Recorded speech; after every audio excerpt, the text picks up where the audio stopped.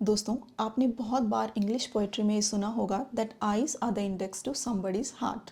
मतलब अगर आप किसी भी इंसान की आईज़ को ध्यान से देखें तो आप उस इंसान के दिल के बारे में जान सकते हैं और उस इंसान की इमोशनल हेल्थ के बारे में जान सकते हैं।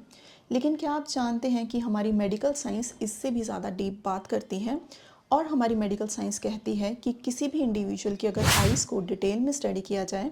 तो उस इंडिविजुअल की कार्डियो मेटाबॉलिक हेल्थ के बारे में जाना जा सकता है। क्या आप जानते हैं कि जो भी हमारी आईज़ होती हैं उनमें जो कॉर्निया होता है उस कॉर्निया में बहुत सारी कॉर्नियल नर्व फाइबर्स देखी जाती हैं। ये देखा गया है कि अगर हम डायबिटीज़ के इंडिविजुअल्स में अर्ली स्टेजेस पे कॉर्नियल कॉन्फोकल माइक्रोस्कोपी करके अगर हम कॉर्निया की नर्व्स को डिटेल में चेक करें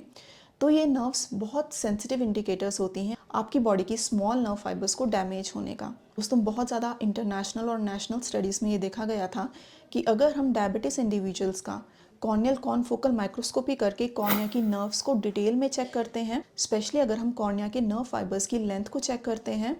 तो ये देखा गया है कि ये बहुत ही ज़्यादा सेंसिटिव इंडिकेटर होता है डायबिटिक न्यूरोपैथी का। इसका मतलब ये है कि अगर आप बिल्कुल नॉर्मल इंडिविजुअल हैं और अगर आप डायबिटीज़ से सफ़र कर रहे हैं और अगर आपको डायबिटिक न्यूरोपैथी के कोई भी सिम्टम्स नहीं हैं, तब भी अगर आप अपनी आइज़ का कॉर्नियल कॉन्फोकल माइक्रोस्कोपी करवाते हैं तो बहुत ज़्यादा इंडिविजुअल्स में ये पाया गया है कि कॉर्निया के नर्व्स की लेंथ अगर डैमेज होती है तो ये डायबिटीज़ के इंडिविजुअल में एक बहुत ही ज़्यादा अर्ली मार्कर होता है डायबिटिक न्यूरोपैथी होने का। इसलिए दोस्तों, अगर आप डायबिटीज़ से सफ़र कर रहे हैं और अगर नेक्स्ट टाइम आप कभी भी अपने डॉक्टर से मिलते हैं तो आप उनसे ये ज़रूर डिस्कस कीजिए कि क्या आपको कॉर्नियल कॉन्फोकल माइक्रोस्कोपी करवाने की ज़रूरत है या नहीं, क्योंकि ये एक ऐसा नॉन इन्वेसिव टेस्ट है जो फ्यूचर में आपको डायबिटिक न्यूरोपैथी होने के रिस्क से आइडेंटिफाई करवा सकता है,